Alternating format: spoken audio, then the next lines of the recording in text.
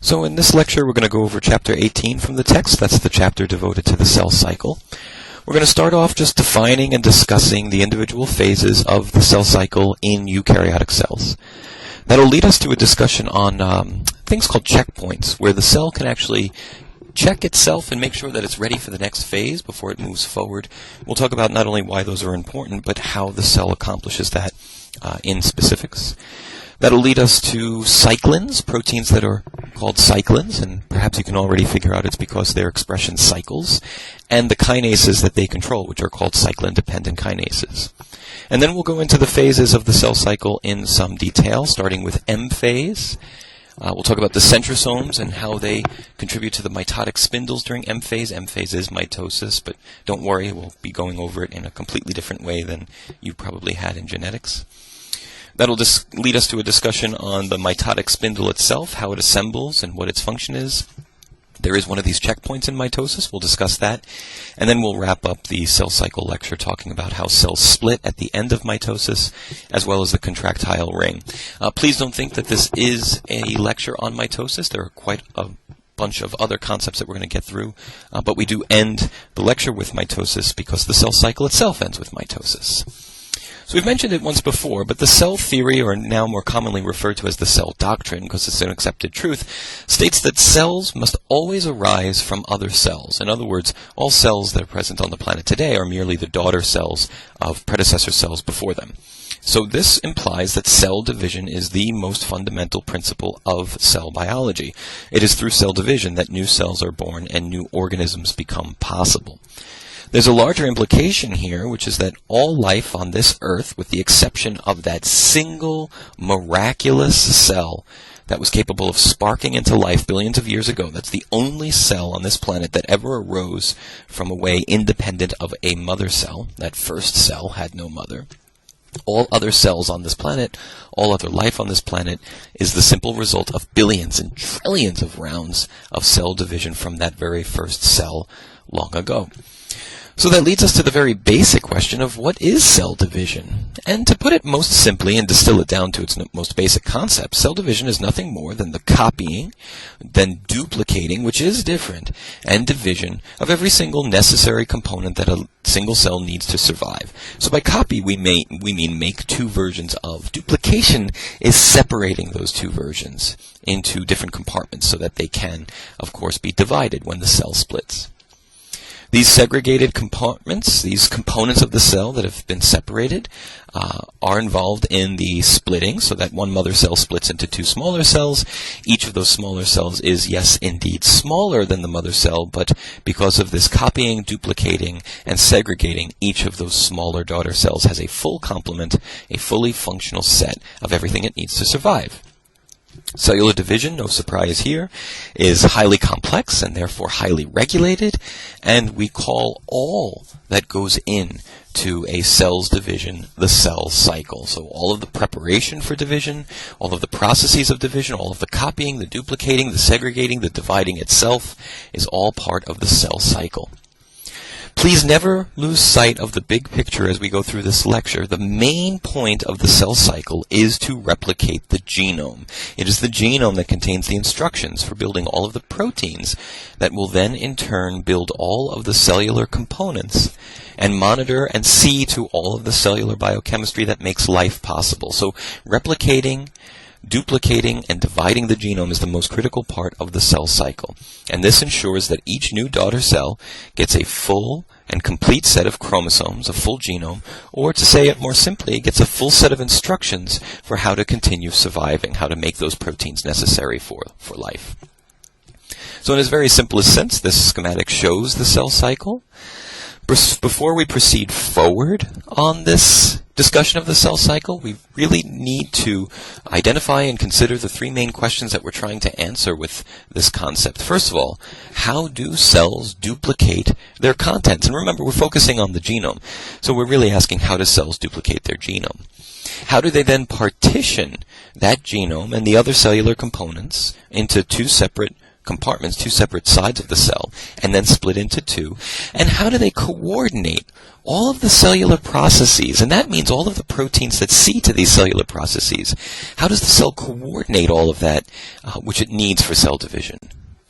So we're actually further along than we think. We already know the answer to question number 1. We don't even need to discuss it in this lecture.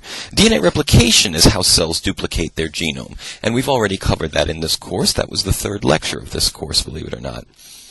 And we've also had some lectures so far on cellular components such as organelles in the cytoskeleton, so we have some idea of the other contents of a cell that needs to be duplicated. So we can really focus this lecture on questions 2 and 3. How are those duplicated contents partitioned? How is the cell split in two?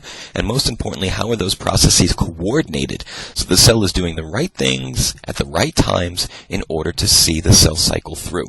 So we'll focus on partitioning and coordinating in this lecture. Okay, so here we go. The cell cycle is divided into 4 separate phases. For actively dividing cells, these are cells that are dividing and dividing, as skin cells in an adult, embryonic cells in a developing fetus, etc. Most of the cell cycle is dedicated to the replicating of the genome. The cell is trying to copy itself as quickly as it can, and so it spends most of that time replicating the DNA. This results in 2 identical copies of the genome being made, of course. How long it actually takes to replicate a genome depends on the cell type. Yeast cells have a simpler genome, a much smaller genome than a mammalian cell, and so yeast can divide every 1.5 to 2 hours when conditions are optimal. Nutrients are rich in the media, and the temperature is right, the cells are not mutant, etc. That's a pretty fast doubling time. A non-dividing mammalian cell, such as a liver cell that doesn't really have a need to divide as quickly as it can, divides an average of once per year, because again, the point of a fully functional developed liver cell is not to make new liver cells, it is to be a liver cell and carry out the functions of the liver. This table from your text shows some varying amounts of time in the middle there. Frog embryos, early on in frog development, when the cells are dividing as quickly as they can, they go through the cell cycle every 30 minutes. We've already talked about yeast cells. Mammalian cells in the intestine about every 12 hours. That's also a cell type that gets shed rapidly and needs to be continuously dividing. Mammalian fibroblasts, these are cells that can differentiate into a few different common cell types in a mammal. If they're in culture and they're given the right conditions to divide rapidly, they're fooled into being an early muscle cell. They'll divide about every 20 hours, and we've already discussed liver cells. Regardless of any of this and how much time it takes, most cells do the same things during the same phases of the cell cycle, regardless of how quickly they go through that cycle. So the only difference between these cells is how long each stage of that cell cycle takes. If we were to look at a cell in a microscope, there are actually only 2 parts of the cell cycle that we can identify and see with our own eyes. Mitosis, or the dealing out of replicated chromosomes to what will be new daughter cells, and then cytokinesis itself, the splitting of a cell, which is what cytokinesis translates to. That's cell division. These 2 events make up the M phase of the cell cycle, M for mitosis, and again, these are the only ones that are obvious when looking at a cell in a microscope because there's a lot going on. The cell is very dynamic. In a typical mammalian cell, M phase, once it initiates, once that cell has committed to going through mitosis, takes about an hour. And the rest of the cell cycle is collectively referred to as interphase. Many of you might remember interphase from genetics. If you've had me for genetics, we use the mnemonic, I proudly prefer milk and tea. That stands for the phases of mitosis. I proudly prefer milk and tea is interphase, prophase, prometaphase, metaphase. Proudly prefer, interphase, prophase, prometaphase, metaphase, anaphase, and telophase. And that first stage, interphase, we said is where the chromosomes are replicated. That's not entirely true. You can see from this diagram that interphase is really a catch-all of the 3 other cycles of the cell cycle. We have M phase, where mitosis and cytokinesis occurs up there in green. But after that, you see we have 3 other phases, G1, S, and G2. We collectively refer to all of that as interphase, but they are indeed 3 distinct other phases of the cell cycle. When you're watching a cell that's in interphase, regardless of which of those three phases that it's in, that cell looks very boring. There's really not much going on that you could see in a microscope. The cell seems to just be sitting there. But the cell is really very dynamic during interphase. It's readying itself. It's getting ready for mitosis. It's getting ready for cell division. The cell is in preparatory stages to see the cell cycle through. So although it looks still, although it looks static, at the molecular level there's a lot going on in that cell. In addition to readying itself for mitosis and cytokinesis, during interphase the cell is physically growing. But again, interphase includes 3, or as you'll see, sometimes a 4th additional phase of the cell cycle. And so let's give those some definitions. We have S phase, where the S stands for synthesis, and what's being synthesized in this phase is the DNA genome. So this is where replication occurs. DNA replication occurs in S phase. Now you can see right before S phase is G1. That's a readying phase. The G stands for gap. It's the gap phase between mitosis and synthesis. However, what's going on in that gap is preparation for DNA replication. And then we have G2, which is the gap phase between synthesis and mitosis. The cell is again preparing for the next phase there, and the preparations going on in G2 are the preparations needed for mitosis.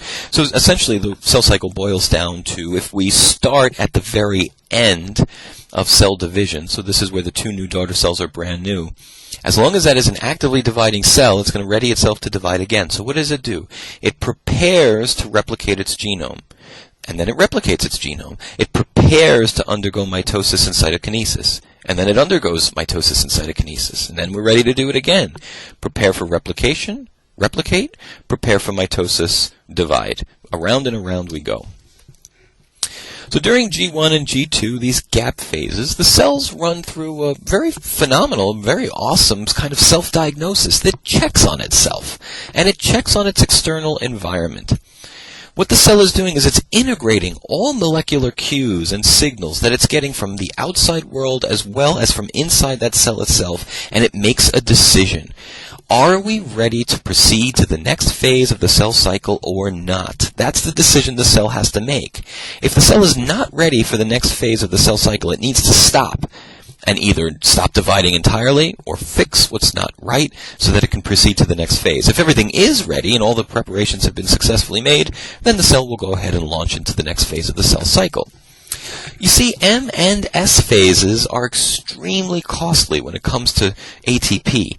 It takes a lot of energy to make a new genome. Replication is incredibly expensive. Please always remember that adding a single base of DNA to a growing DNA strand takes the equivalent of 1 ATP's worth of energy. And our genome is in the billions of bases large. So every time a single cell replicates, you're burning the equivalent of billions of ATPs in energy. And if you thought that was expensive, getting ready for and then carrying out something as dynamic as mitosis as well as cytokinesis is also hugely energy intensive. No point wasting this energy beginning a process that you can't see through. More importantly, however, than the energy component is that both of these phases, DNA replication and mitosis, are extremely chaotic for the cell. They result in very big upheavals of basic cellular processes. You'll see in M phase, the nucleus completely disintegrates. There's no nucleus anymore. In S phase, we've already kind of alluded to in our discussion of DNA replication, the DNA unravels. The DNA unravels so much so that it can be accessible for replication, but that's not DNA's natural state. It needs to be wrapped tightly again after the DNA has been replicated. So these are not things that the cell normally wants to do. These are not things that promote the cell's individual survival. These are things that are needed solely for cell division. So again, don't start these things unless you can see them through. A cell could very easily die, literally extinguish itself, by rushing into S phase or M phase before it's ready to carry those phases out. And this is where we see these checkpoints I referred to on the first slide. The cell knows this. The cell is programmed to not rush into the next phase of the cell cycle. The cell knows that's a bad idea energetically, cellularly, and could result in its own death. And please always keep in mind, I know the cell doesn't know this, but the cell is programmed to be aware of these things. So the cell will actually arrest its own cell cycle if it's not ready to proceed. So during G1 and G2, when the cell is running these self-diagnostic tests, when it's testing itself, is it ready to move into the next phase? If the answer to those questions are no, the cell is not ready, the cell will literally stop in its tracks and not proceed to the next phase of the cell cycle in order to avoid a waste of energy, cellular upheaval that's not necessary, etc. So again, these checkpoints, there are checkpoints in G1 and G2 that allow the cell to stop itself if it's not ready to proceed forward. So this diagram very simply shows those checkpoints. Again, if we start at the end of mitosis where cytokinesis is done, we begin readying ourselves for DNA replication. That's what G1 is for. We ready ourselves for replication. And then the cell asks itself, have we done everything we need to successfully replicate DNA? Are we prepared to do that? Are there nutrients in our environment that could support two of us if we are to carry out this division? Are we in a favorable enough environment where it makes sense to divide? If the answer to all of those questions are yes, then it proceeds through this checkpoint and replicates the DNA. Once the DNA is fully replicated, the cell prepares itself for mitosis. It's at the end of G2 or near the end of G2 that the cell asks itself another set of questions. Do we have any mutations in our genome, any distortions in the backbone of our DNA that need to be repaired or addressed? Do we have a full complement of chromosomes made? Have we copied every single bit of DNA that we need to copy? Have we made all of the proteins that are necessary for mitosis? Do we have all of the machines, the protein machines, the enzymes needed to carry mitosis out? If the answer to that question is yes, then the cell proceeds through the checkpoint onto mitosis. If the answer is no, the cell arrests or stops right here and does not proceed forward. We're going to discuss checkpoints in some specifics in just a moment, give you some examples of those, but it makes sense to introduce them here, of course. So, what have we covered so far? We know that interphase is used for DNA replication during S phase, but also the cell is growing during interphase. Organelles are partitioned during interphase. We'll see that in a second. And most importantly, we have these checkpoints where the cell is checking itself, its readiness to carry on with the next phase of the cell cycle and ultimately go to cell division. So that leads us to the concept of a cell cycle control system. These cell cycle control systems are networks of proteins whose sole function it is to monitor the cell's readiness for the next phase of the cell cycle and signal that readiness to the rest of the cell. So it's the cell cycle control system that really oversees the checkpoints. What do we mean by monitor systems? Well, some systems that the cell needs to monitor is the completion of DNA replication. There's no point, in fact, it's quite dangerous to move forward with G2 if the genome has not been fully and faithfully replicated. There are always going to be mutations after replication, and always there will be DNA mutations due to spontaneous mutations, those types of mutations that we talked about earlier in the semester, where the DNA degrades on its own, apurinic sites form, environmental insults lead to mutations. So another system for the cell to monitor before it proceeds on with cell division is, have we seen to all of the DNA repair that we need? Are there no detectable mutations left in the genome? More systems. Are all the proteins for mitosis and cytokinesis made and ready? Has the relevant cytoskeletal components, such as microtubules, which are going to become critically important, have they been disassembled properly so that they can be reassembled in the ways that we need them for mitosis? That's just a small example of the different systems that are recognized by the cell. Each of these individual criteria must pass through its molecular checkpoint. When I think of this process, I often think of the movie Apollo 13, if you've seen that, or if you have any NASA or space experience, even on Discovery Channel shows or anything. You might have seen a scene either in a dramatic movie or on a documentary where before they're going to launch a space shuttle or an Apollo rocket or whatever they're launching, they go through the whole room at mission control. Every single system needs to say check. So it's like rocket thrusters, check. Life support, check. Communications, check. They go through the room. Each person sitting at a desk is responsible for a different system of the mission, and they all have to say check before they actually hit that button and launch that rocket. This is the same exact thing. The cell is making a decision. Are we going to launch into another round of cell division? Are we going to copy our one cell into 2 new daughter cells? Well, let's be sure we can do this. And so it goes through the room. The cell goes through the room. DNA replication, check. DNA repair, check. No detectable mutations, check. We've made all the enzymes we need for mitosis, check. And as long as we get check from all of those systems, we can go ahead and do this. If any one of those systems is not ready for replication, we need to stop, see what the problem is, address that problem before we launch that rocket and have ourselves a problem in the air. And of course the analogy there for the cell is a problem once you go into cell division when you're not prepared is of course cellular death. So failure of any one of these systems, failure of any one of these steps fails a checkpoint. And then we stop the process of the cell cycle. The molecular brakes are put on this entire process so that that system can be brought back online. There are 3 main checkpoints in the cell cycle. We've already introduced them very briefly, the G1, the G2, and a checkpoint in mitosis.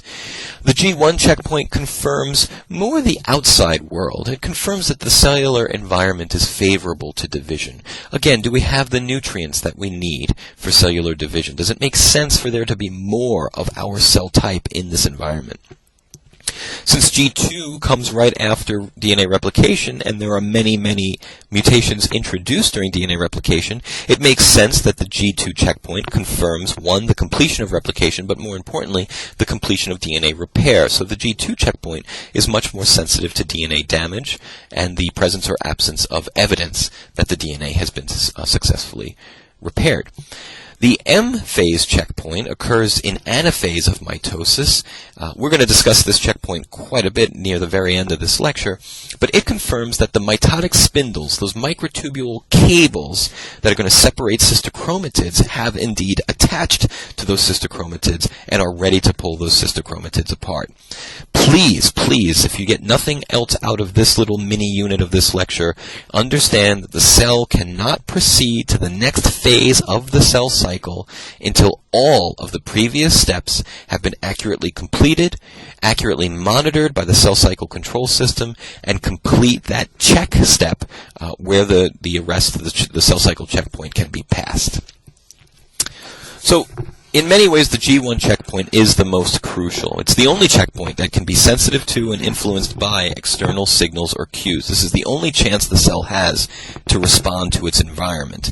Cell division obviously requires abundant nutrition. This both allows the cell's growth and provides the energy for division itself, but makes sure that the environment is suitable or can sustain higher cell number, that there's enough nutrition out there that more cells could live in that environment and be successful and can thrive. In addition to all that, we also need to coordinate with other cells. Single-cell microbes such as yeast, they can be growing and growing, but if each individual cell is growing and growing unchecked, eventually each cell is going to starve out the other cell. In other words, there are going to be too many yeast mouths to feed for the nutrition that can be supported in that growing environment. And so yeast cells do actually coordinate with one another to make sure that I'm not growing too fast and you're not growing too fast. Let's just make sure we grow enough, all of us, that we can sustain in this environment. If there's not enough nutrition, or cells are growing too rapidly for their environment, if any of these kind of checks are failed, of course the cell cycle should not proceed, the checkpoint is engaged, and the cell does not divide. Cells can and often do pause in G1 indefinitely. There's not enough nutrition to support growth at all, and so the cells just stop in G1. They never proceed forward. But this is not a dead cell. Please don't ever think that a non-dividing cell is a dead cell. That is not necessarily true. Cells can drop into what is called G0. This is the 5th stage of the cell cycle that I alluded to earlier. G0 is what we refer to as cell quiescence, or a silent state of the cell cycle. But that doesn't mean they're dead, and it doesn't even mean that they're in suspended animation. G0 cells are actually quite active and quite dynamic. They're just not dividing. They're not preparing for cell division. They're not replicating their genome. They're not preparing for mitosis, and they're not undergoing cell division. That's it. But they are sustaining life. They are very active. It's in G0 that cells do all of their normal cell stuff. They're just simply not dividing. So a perfect example are neurons. Nerve cells as well as skeletal muscle cells, once they are born, quote unquote, in the developing fetal body, let's say it's the neuron in the developing fetal brain, that's it. Those cells don't divide anymore. They don't regenerate, they don't divide. So these cells were born, were made or found due to previous cell division before them. They differentiated into neurons, and they're done. They're not going to divide anymore. So they arrest in G1, they default into G0, and they stay in G0. But these neurons should, as long as they haven't been insulted by any environmental toxins, these neurons should remain alive for the life of the organism. So these cells literally stay in G0 for 75, 85 years. And they function perfectly fine as a nerve cell. They're taking in glucose, they're making ATP, they're undergoing respiration, they're doing all of the cellular things that cells need to do to survive. In addition to that, they're doing their specialized cellular function. If it's a nerve cell, they're undergoing action potentials, they're receiving signals in through their dendrites, they're firing action potentials and releasing neurotransmitters at their axon terminal, etc. They're doing all of that. They're highly dynamic. They're just not dividing. They're just not readying for synthesis, doing synthesis, readying for mitosis, doing mitosis. That's it. Other than that, they are fully alive. But that's G0, this non-dividing, fully functional state. It is possible, of course, to divide too much as well. Cells that do not integrate such signals properly and fail to stop at their G1 checkpoints when they should, these are the definitions of cancerous cells. Checkpoints stop cancer. Checkpoints cause cancer not to develop. Cells that blow through their checkpoints and continue dividing when they shouldn't are cancerous cells. And if you don't believe me, here's a graduate level textbook that's been around for a while, Checkpoint Controls and Targets in Cancer Therapy. In fact, getting these checkpoints to work again, giving an individual therapeutic, a drug that causes their checkpoint to reignite is one main avenue for potential cancer therapy, because you can stop those dividing cells from dividing. Okay, so hopefully now at this point you're asking yourself, with all of these different phases of the cell cycle, with preparations for DNA replication and then DNA replication, preparations for mitosis and then mitosis, that must require a lot of different proteins. But those proteins need to come online only when they're needed. How could that possibly be so?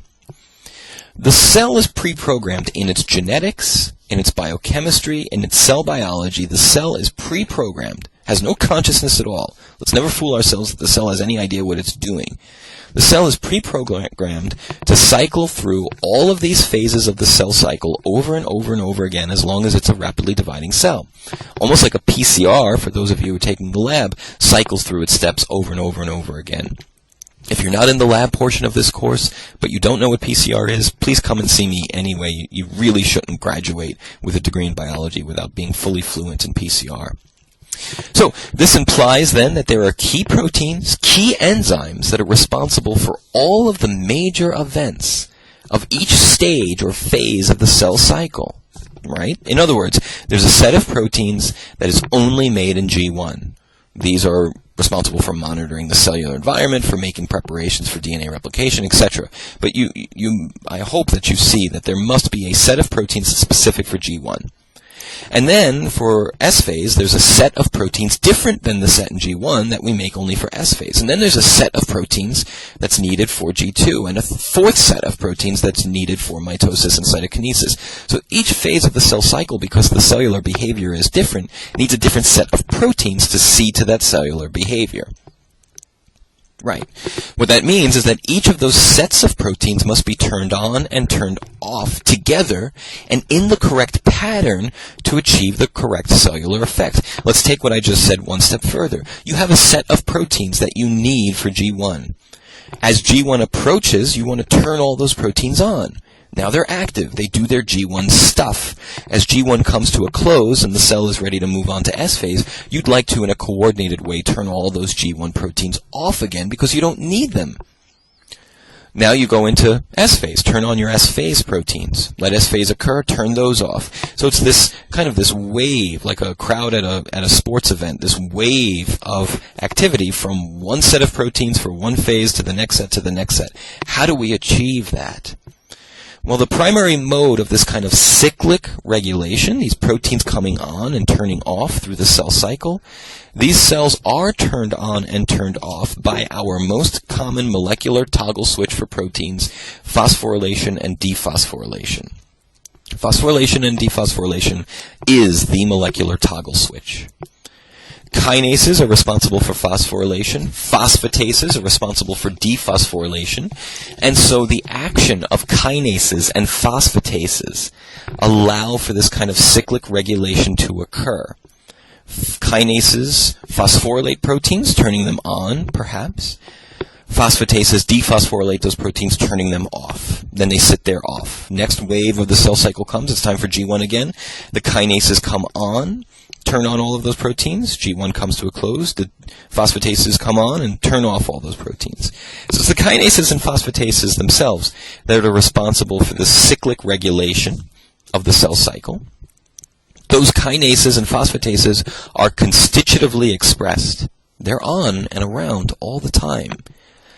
But if they are turning other proteins on and off in a cyclic way, the kinases and phosphatases must be cyclically regulated. So how do we get to a point where we only have things coming on when they're needed? More importantly, these kinases and phosphatases must have their activities staggered. Some of these kinases are becoming active at the end of G1 in order to ready those cells and turn on those proteins for S phase. Others are coming on at the end of S, readying the cell, turning on the proteins for G2. Others are coming on, and by others I mean kinases, other kinases are coming on at the end of G2, turning on and readying the set of proteins needed for mitosis. So how do we get this cyclic activity? How do we get S-phase kinases that come on as G1 kinases are coming off? And then S-phase kinases turning off as M-phase kinases turn on. How do we get this staggered effect, this cyclic regulation? It is with this cyclic regulation that the kinases and phosphatases trigger the cell's progression through the cell cycle. Okay, we get it. The kinases turn proteins on. When the kinases become active, sets of proteins get turned on, and the cell's ready for that phase of the cell cycle. When the phosphatases get active, that set of proteins gets turned off, and the cell is no longer in that phase of the cell cycle. Great. But what regulates the kinases and phosphatases? What turns the kinases and phosphatases on in the right pattern? How is their activity cell cycle dependent? And the answer to that is that a small set of proteins called cyclins, because they cycle with the cell cycle, so we call them cyclins, these cyclin proteins control the kinases that then control the sets of proteins needed for each phase of the cell cycle. Cyclins are not enzymatic. They are small signaling proteins. Instead, all the cyclins do is when they're made, they directly bind to and then activate the kinases. And then the kinases activate the sets of proteins for that phase, and the phase can be carried out. Therefore, we call these classes of kinases, this distinct class of kinases that's responsible for the cell cycle, cyclin-dependent kinases, or CDKs. Cyclin-dependent kinases are kinases whose activity depends exclusively on the cyclins because they are cell cycle regulated. So here's a schematic that shows what we mean. A cyclin is made. It's a protein, a small protein. It directs blah blah blah. It interacts directly with the cyclin-dependent kinase, and when it does so, it turns that kinase on. Cyclins, again, are made cyclically.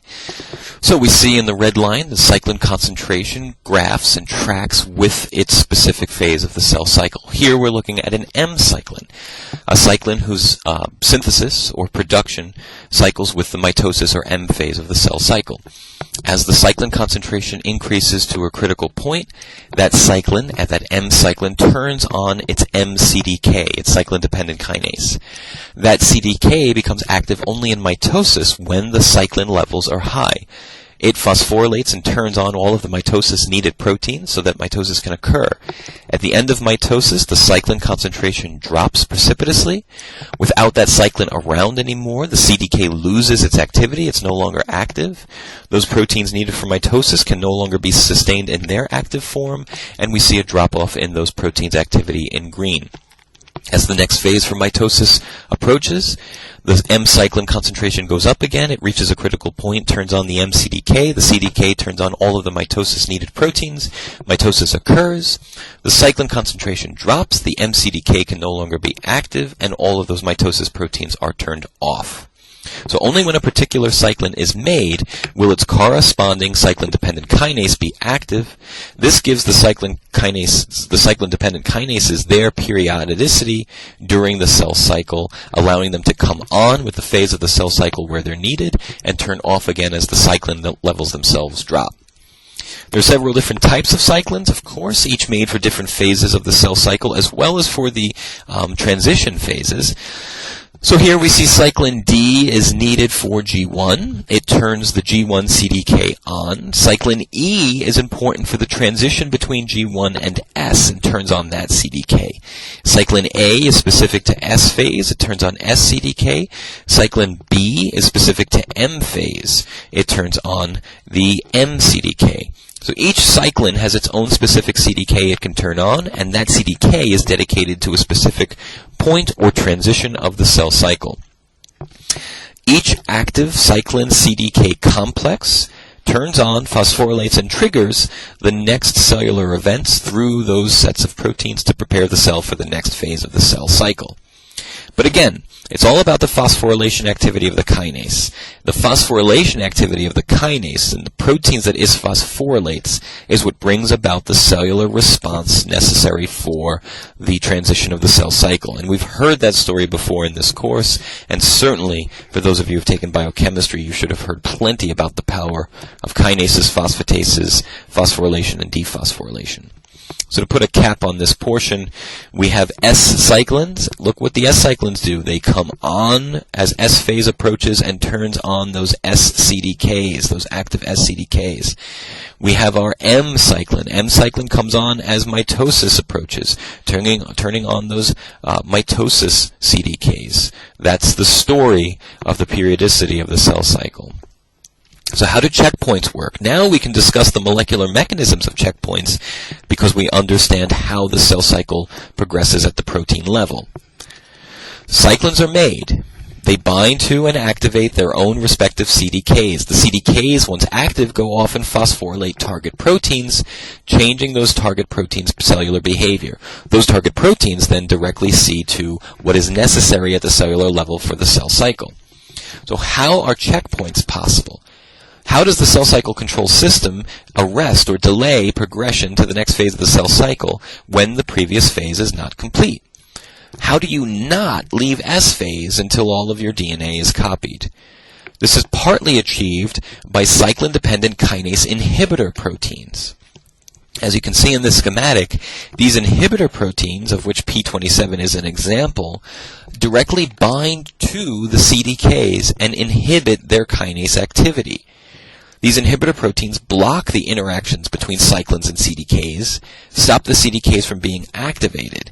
If the CDKs are not activated, they cannot phosphorylate their target proteins. If those proteins that are targeted are not phosphorylated, the cell cannot carry out the cellular functions of the next phase of the cell cycle. This is the arrest. So these inhibitor proteins pause the cells at these checkpoints by blocking the effects of CDKs. So this diagram shows that really well. In order for this cell to progress from G1 to S, it needs two things to happen. It needs an active G1 S CDK, helping it get over that transition through phosphorylation. And then coming online should be S cyclins activating S CDKs that are going to allow DNA replication to be possible. If there's any environmental condition that is not appropriate for that progression, if there's not enough nutrition out there, an inhibitor protein is going to bind to and stop the G1S CDK, making that kinase not active. Without that active kinase around, the cell cannot bridge to the next phase of the cell cycle, and it will arrest. It could drop into G0 indefinitely and remain a quiescent cell. It could just pause until nutrition levels climb sufficient enough that the arrest is released and the cell then progresses on to S. But it's by blocking the CDK activity directly that we can arrest a cell cycle. So if intracellular or extracellular signals favor cell cycle progression, the inhibitor protein will be removed from the CDK, allowing the CDK to be active. If the inhibitor protein remains, the CDK will not be active and the cell will arrest and no longer progress through the cell cycle. If that arrest lasts long enough in G1, that cell will default into G0 and remain non-dividing. Again, I'm not going to go through this figure, but this is from your text. There are different signals that signal these different arrests. Be familiar with these signals and which phase of the cell cycle the arrests occur in. So, let's talk about some specifics of checkpoints. The cell cycle control system has a number of different ways by which it detects DNA damage and allows cells to arrest in response to that damage.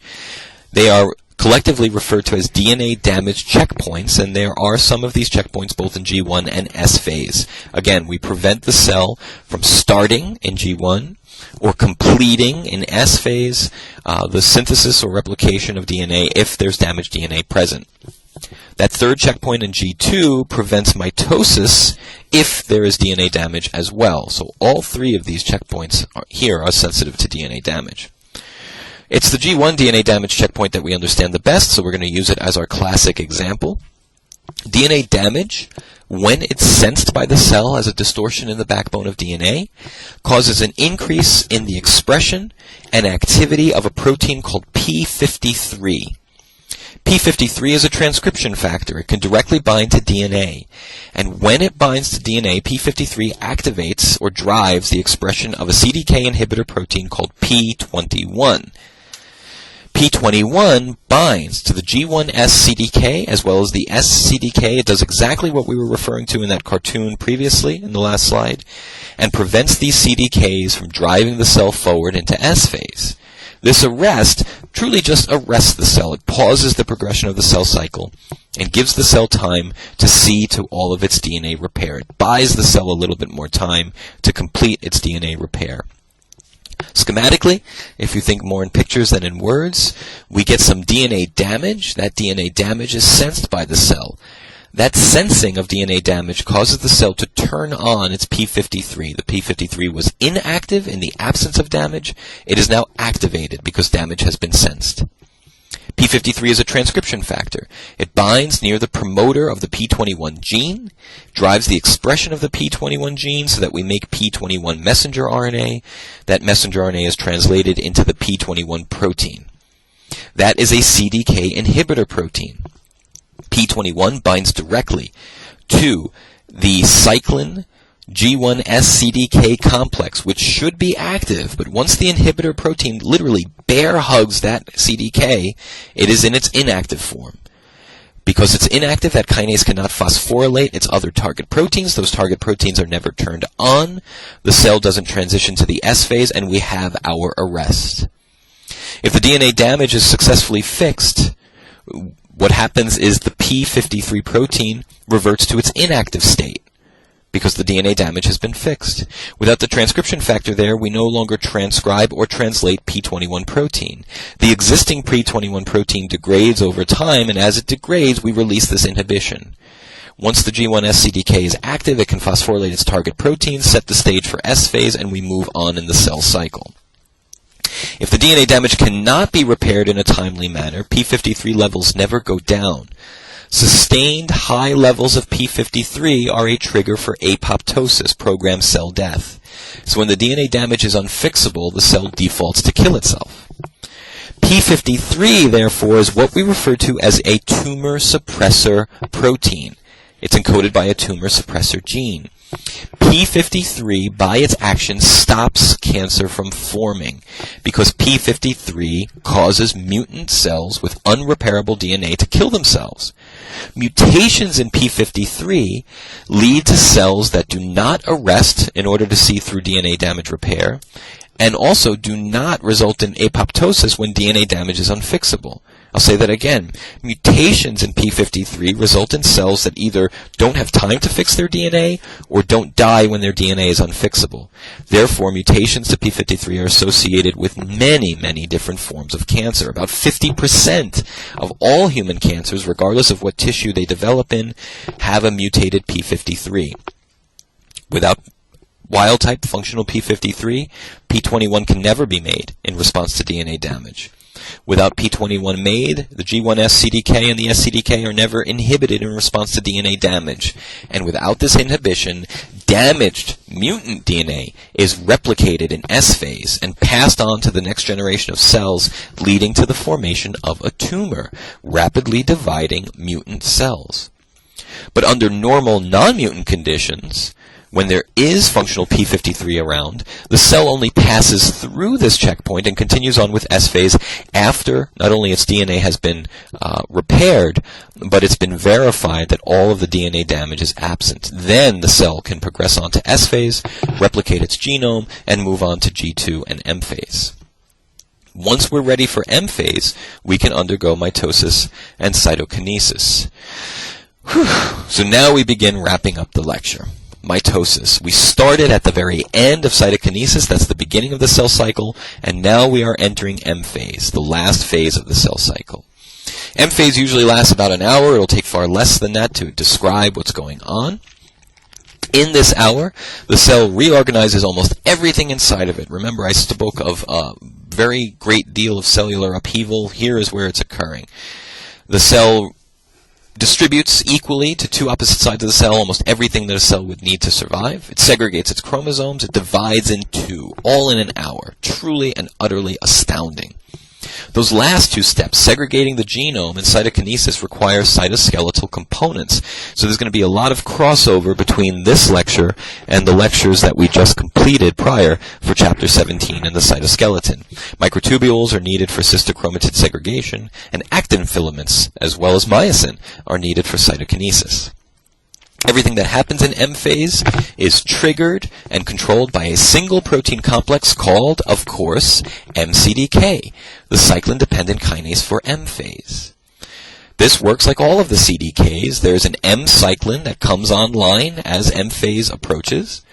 That M cyclin complexes with MCDK. There is an inhibitor protein for that keeps that off until all checkpoints have been passed. Once that inhibition is released, active MCDK can phosphorylate and trigger all of the mitotic proteins needed for mitosis. The increase in M cyclin levels triggers the formation of the MCDK complex. M cyclin levels expression begins, believe it or not, at the very end of S phase and slowly builds up all throughout G2 until finally right at the end of G2 those M cyclin levels are high enough that it can pair up with its CDK and drive that activity. This complex is inactive when it's made. It's turned on by a protein called CDC25. Active MCDK activates more CDC25.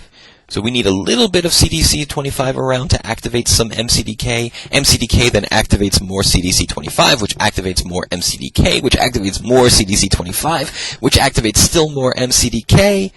Indirectly, MCDK driving its own rapid explosive activation. This is called positive feedback. A little bit of active CDC25 activates MCDK. What's one of the things that MCDK phosphorylates? CDC25 turns on more of this. We went from 5 molecules of this active to 100.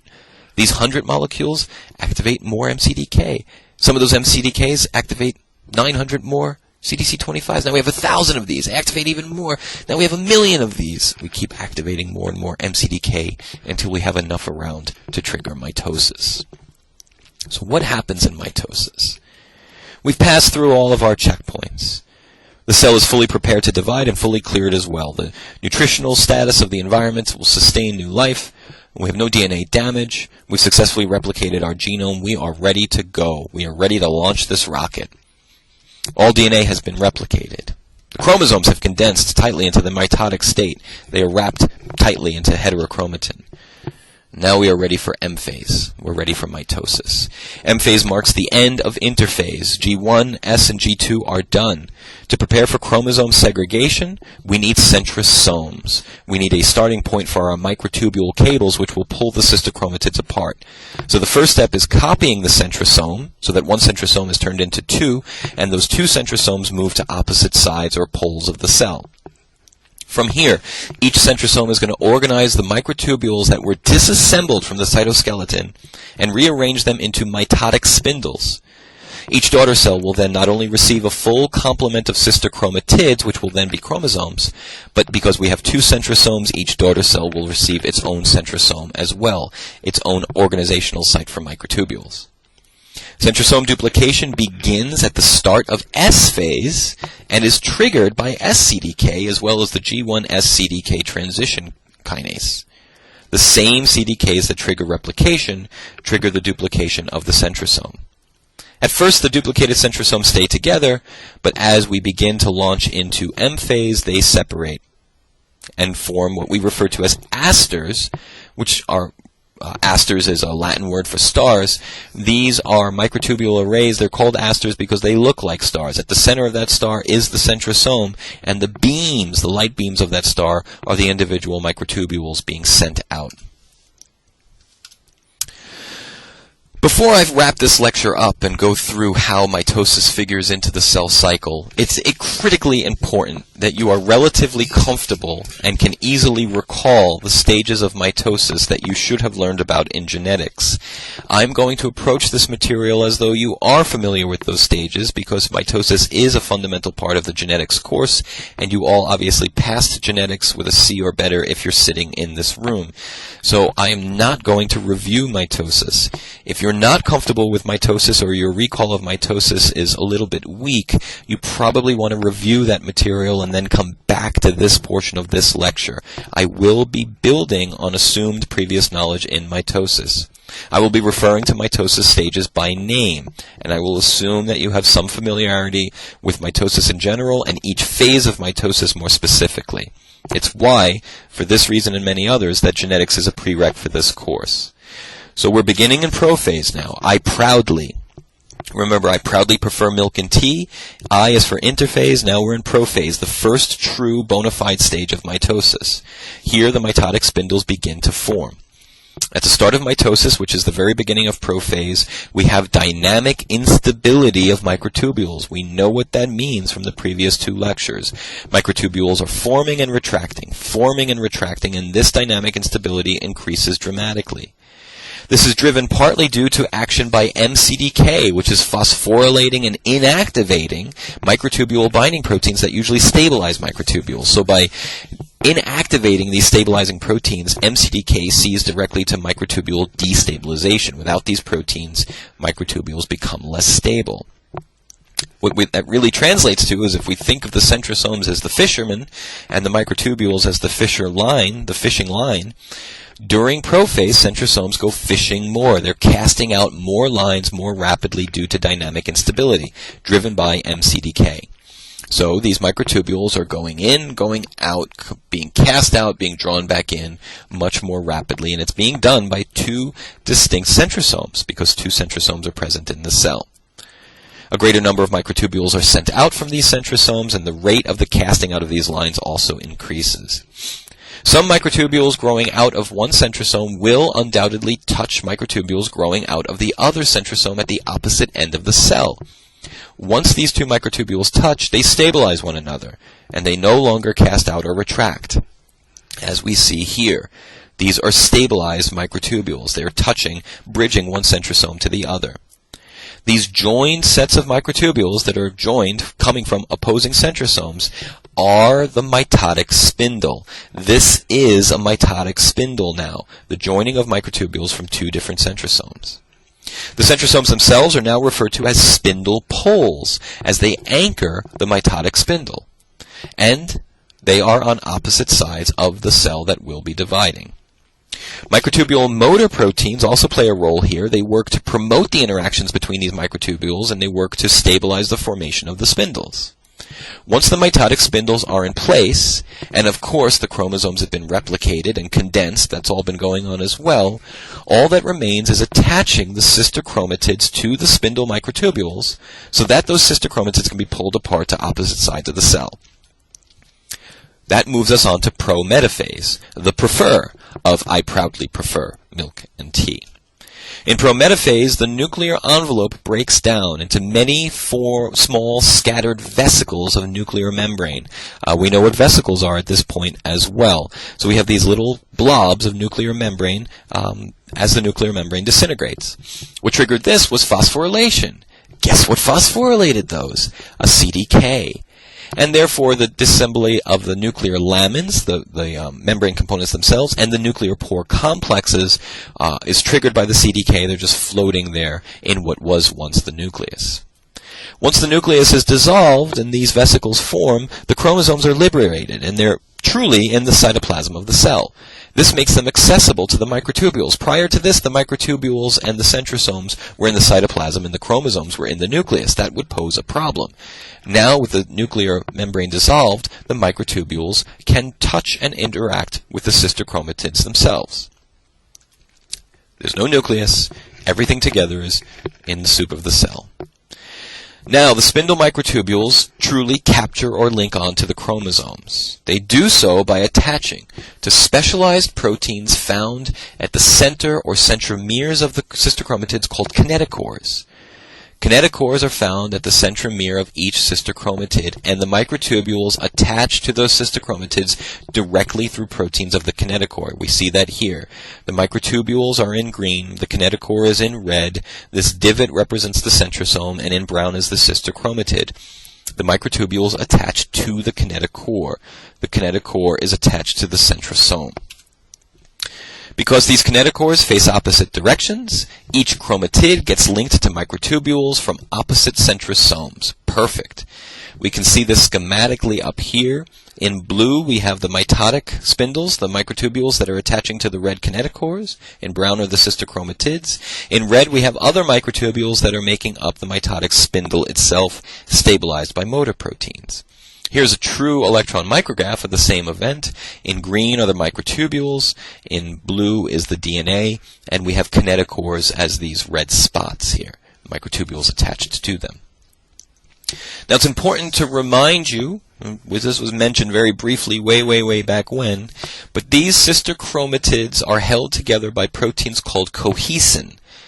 Cohesin, as in adheres, or coheres. Cohesin glues, in a protein-dependent way, these sister chromatids together. The sister chromatids are linked together because of these cohesin protein rings. If we want to separate these sister chromatids, we must get rid of the cohesin. The attachment of these cohesin-connected sister chromatids to the microtubules from opposite centrosomes, creates a tension on the chromatids and on the microtubules themselves. Once we capture these sister chromatids, those microtubule cables tighten up, and the lines, those microtubule lines, get taut.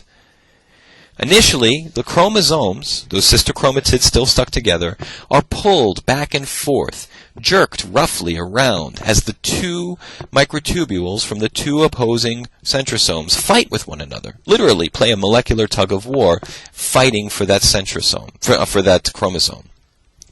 Eventually, because the strength of each microtubule is even, just like an evenly matched game of tug of war, no one wins, and the chromosomes line up perfectly in the middle of the cell, end to end, head to foot, and this is metaphase. We call this line, the center line of the cell, the metaphasic plate, and the cells line up, the chromosomes line up in this way during metaphase because of this evenly matched tug of war between the centrosomes and their microtubule cables. Once we do line those chromosomes up, we are officially in metaphase. I proudly prefer milk. And we see true electron micrographs or micrographs, fluorescent micrographs of cells in metaphase right here. This time the microtubules are orange and the DNA is yellow. All of those chromosomes are lined up at the metaphasic plate in the center of the cell. Can we experimentally demonstrate that there's tension on microtubules? Sure we can. what we can do is with a laser we can ablate or sever the connection between one sister chromatid and its specific microtubule. What do you think would happen with that experiment?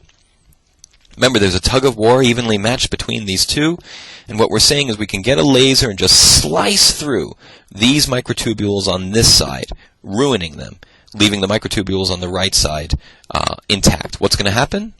Well, what's going to happen is that someone's going to win that tug of war, and the sister chromatids together are going to be pulled rapidly to the side of the centrosome that has the intact microtubules. The entire chromosome, both chromatids together, will get pulled towards the spindle pole with the intact microtubule. So we can demonstrate that this tension is there. They truly are fighting one another, the microtubules and the centrosomes they're connected to. Now, here is our M-phase checkpoint as well.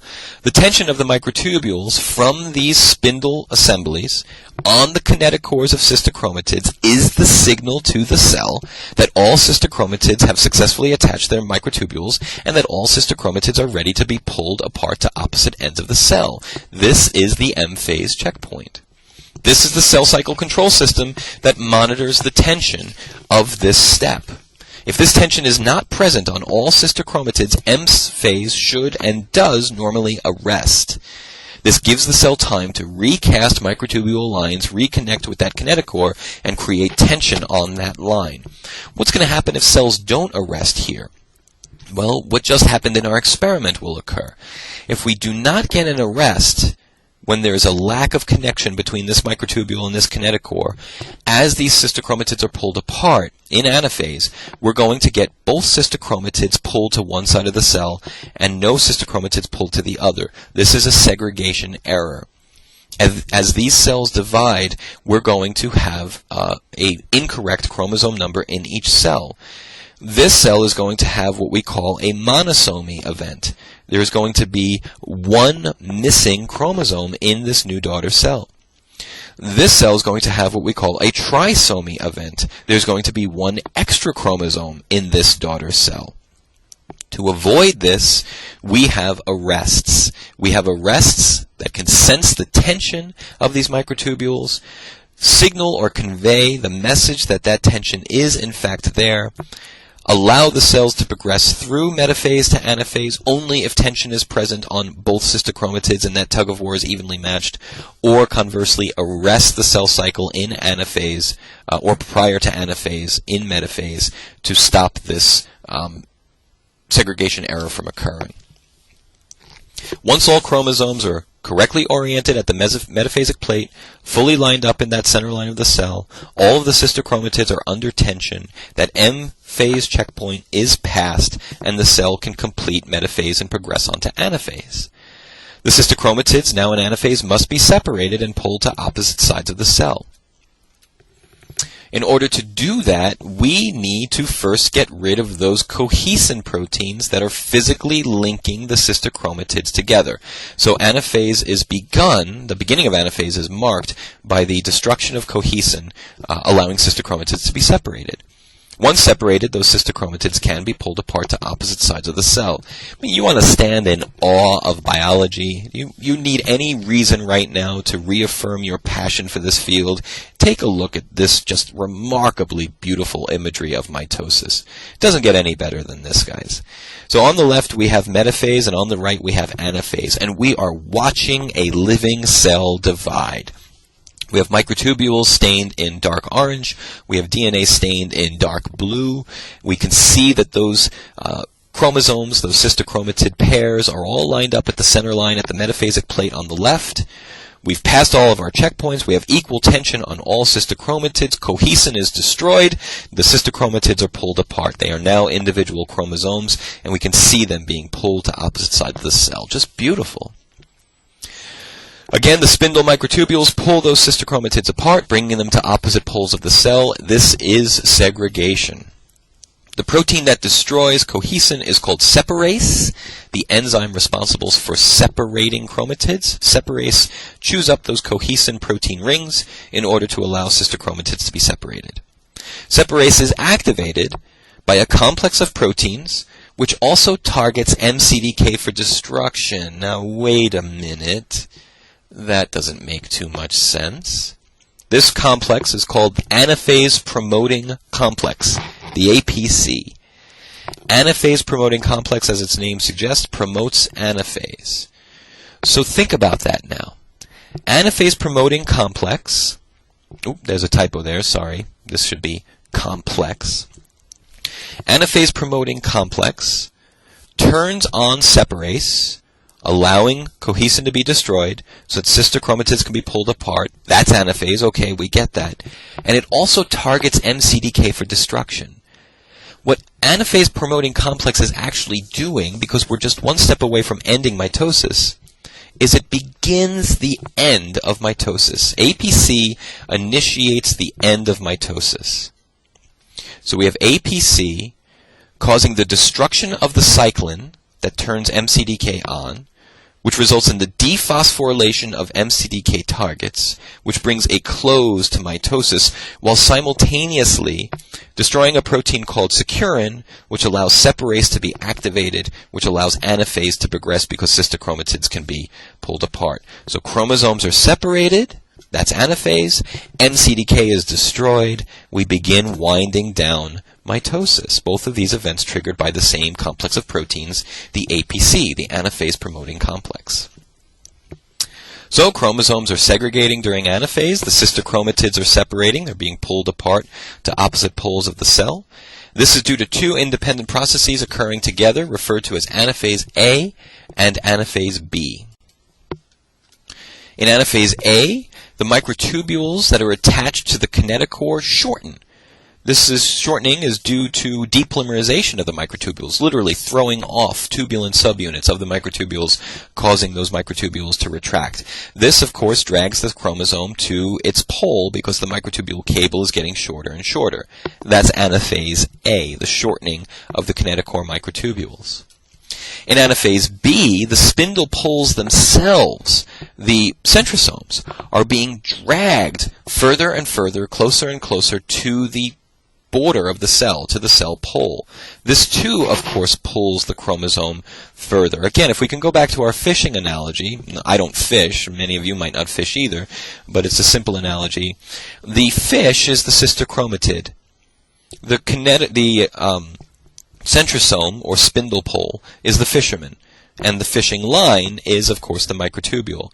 What we're saying here is that anaphase A is like reeling in the line, turning that knob on the fishing pole to bring the line in, shortening the fishing line. That helps get the fish out.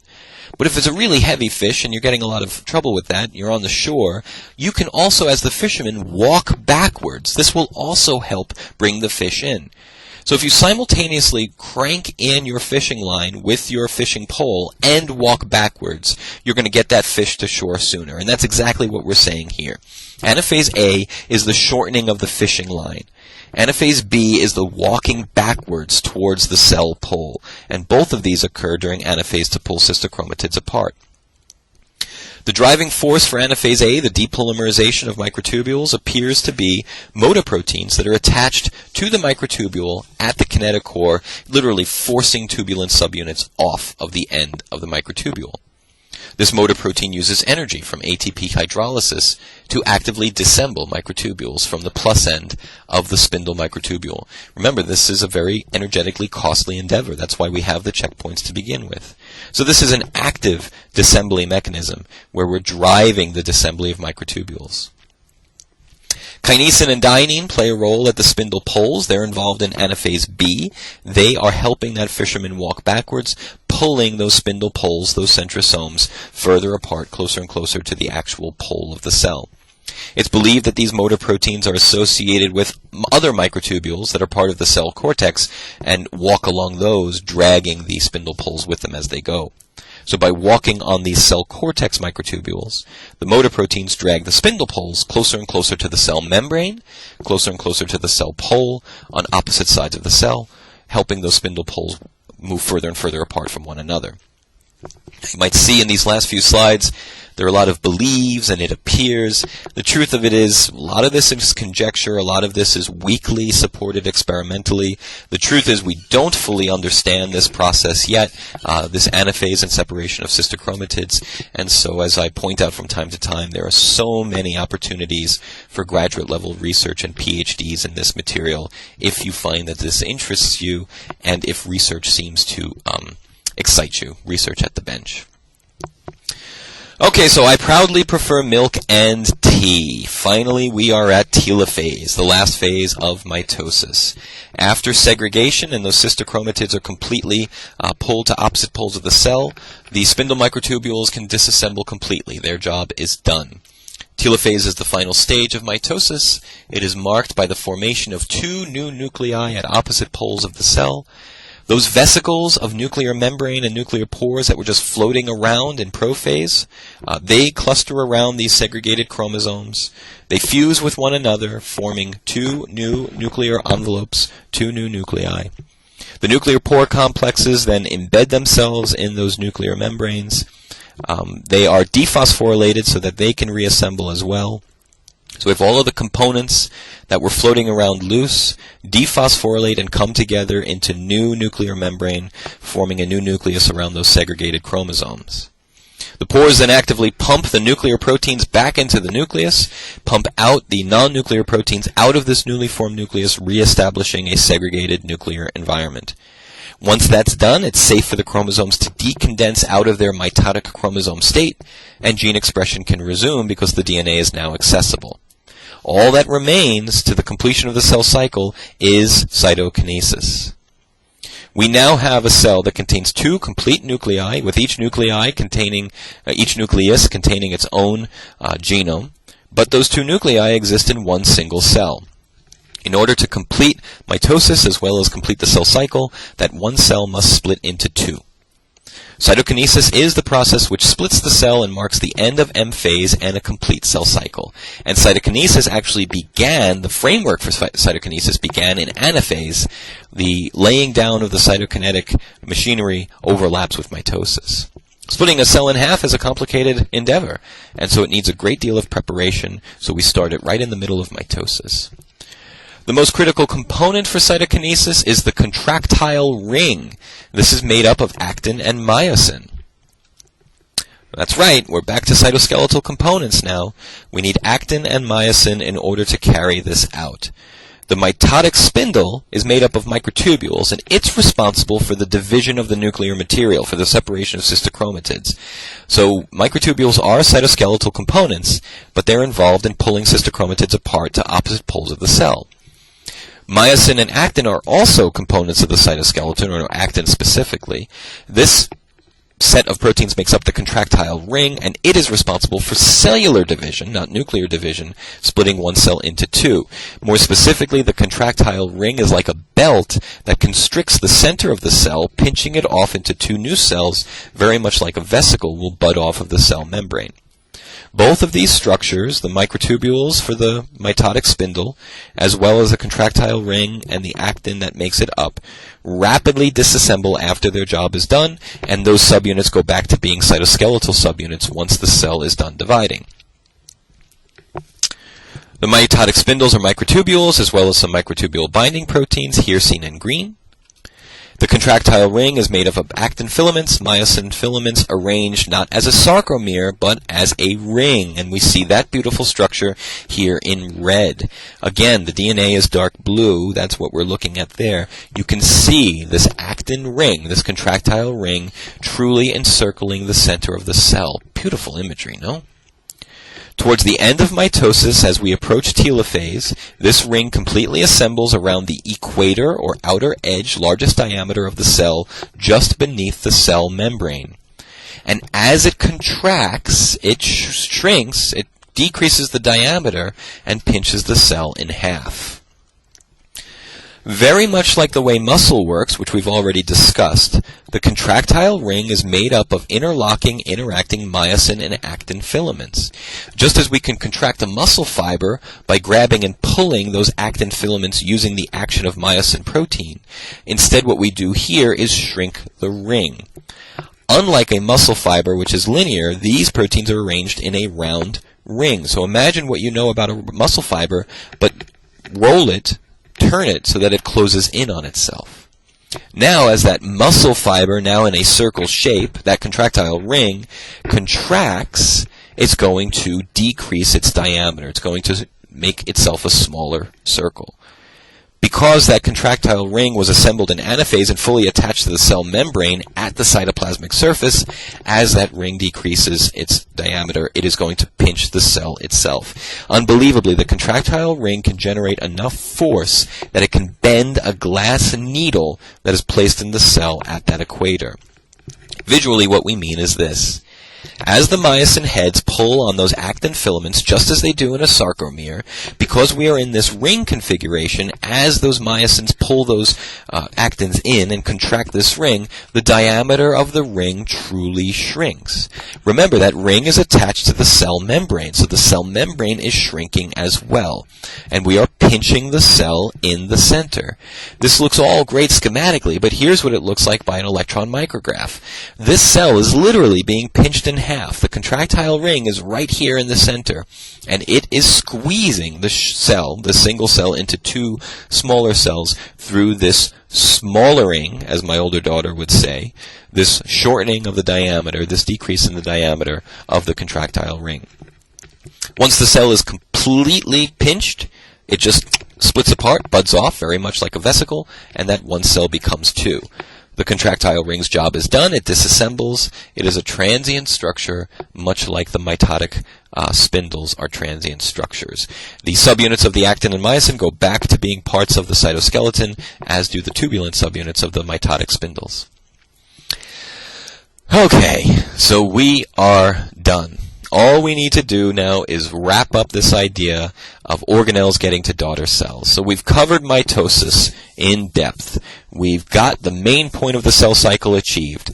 Sister chromatids, now individual chromosomes, have been copied and divvied out, dealt out to new nuclei. And we've achieved cytokinesis, splitting one cell into two. But what about everything else that a cell needs to survive? No organelle in a cell can be made from scratch, so each daughter cell has to get its organelles from the mother cell. For mitochondria and chloroplasts, this is easy. Mitochondria and chloroplasts are almost free-living, free-existing organelles.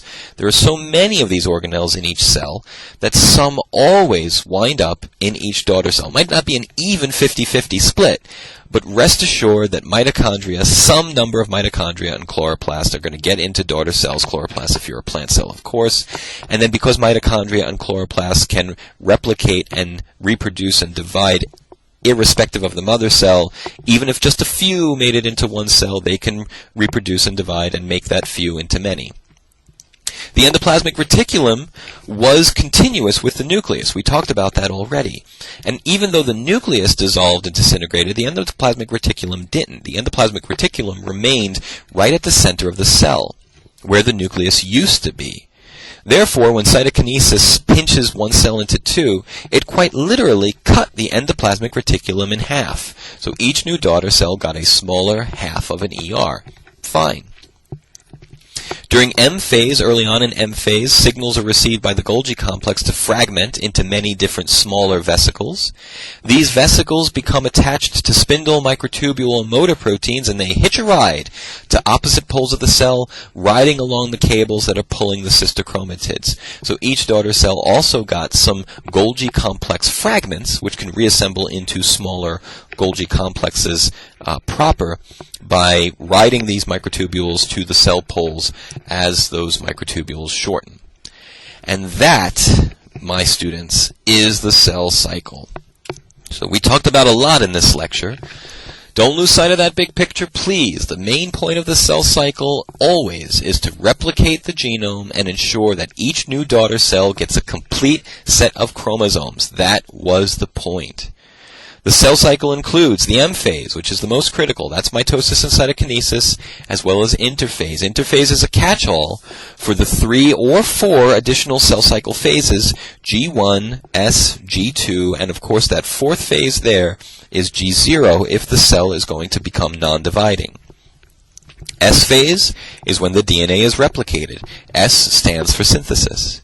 G1 phase is the gap phase between M and S, where we have preparations made for DNA replication, and also some checkpoints that are environmentally induced. G2 is the gap phase between S phase and M phase, where we do all of our DNA repair and all of our checking for DNA repair before we move on to mitosis. We talked a lot about these self-diagnostic routines that occur in G1 and G2, as well as the M phase checkpoint. The cell cycle will arrest the cell cycle will arrest if any of these checkpoints are failed. These checkpoints being failed means the cell is not ready to proceed. We talked about cyclins, small proteins that are regulated in a cyclic manner. They come on as the next phase of the cell cycle approaches, and these cyclins physically bind to and control the activity of cyclin-dependent kinases. These kinases are the proteins, the enzymes that phosphorylate sets of proteins needed for each phase of the cell cycle. We talked about CDK inhibitor proteins and how they are integral to these checkpoints. These inhibitor proteins block the interaction between the cyclins and the CDKs, stopping the CDKs from being active, stopping the CDKs from phosphorylating their target proteins, causing a pause of the cell cycle at each checkpoint.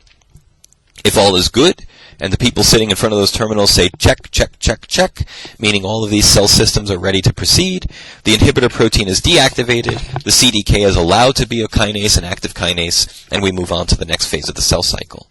If there's something wrong, the inhibitor protein maintains the arrest so that the cell can see to those issues. And then we went through the stages of mitosis. I proudly prefer milk and tea, prophase, prometaphase, metaphase, anaphase, and telophase. And we talked about those not from the genetic perspective, but from the cell biology perspective.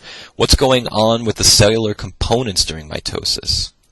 Once we were done with mitosis, we talked about cytokinesis, which begins in anaphase. The contractile ring made up of myosin and actin squeezes and tightens the cell at the center, those myosin heads pulling on those actin filaments until finally the two cells pinch apart from one another and one cell becomes two. That's the end of Chapter 18, the cell cycle. We move on to cell communication. We backtrack in the textbook just a bit to Chapter 16, but it makes logical sense, I'm sure you can appreciate, for us to cover the cell cycle right after the cytoskeleton. So we'll talk about how cells talk to one another, and more importantly, how cells communicate within themselves from system to system in the next lecture. But until then, thanks for watching, and I'll see you guys in class.